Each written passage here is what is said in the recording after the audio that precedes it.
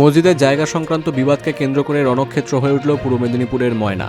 তৃণমূল পরিচালিত ময়না পঞ্চায়েত সমিতির ভূমি কর্মাধ্যক্ষ সন্দীপন জানাকে ইলেকট্রিক পোস্টে বেঁধে মারধরের অভিযোগ উঠল স্থানীয়দের বিরুদ্ধে। শনিবার ময়না মল্লিক মোড় এলাকায় এই ঘটনাকে কেন্দ্র করে ব্যাপক উত্তেজনা ছড়িয়ে পড়ে। স্থানীয় বাসিন্দাদের অভিযোগ, মল্লিক মোড় এলাকায় একটি মসজিদের জায়গা জবরদখল করার চেষ্টা করছিল তৃণমূল নেতা জামাল ইসলাম। অভিযোগ, সেই দখলদারিকে সমর্থন করতে গিয়ে এলাকায় দাদাগিরি শুরু করেন পঞ্চায়েত সমিতির কর্মাধ্যক্ষ সন্দীপন জানা।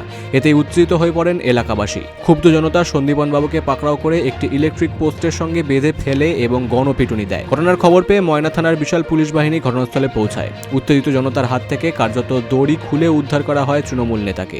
বর্তমানে তিনি গুরুতর আহত অবস্থায় চিকিৎসাধীন।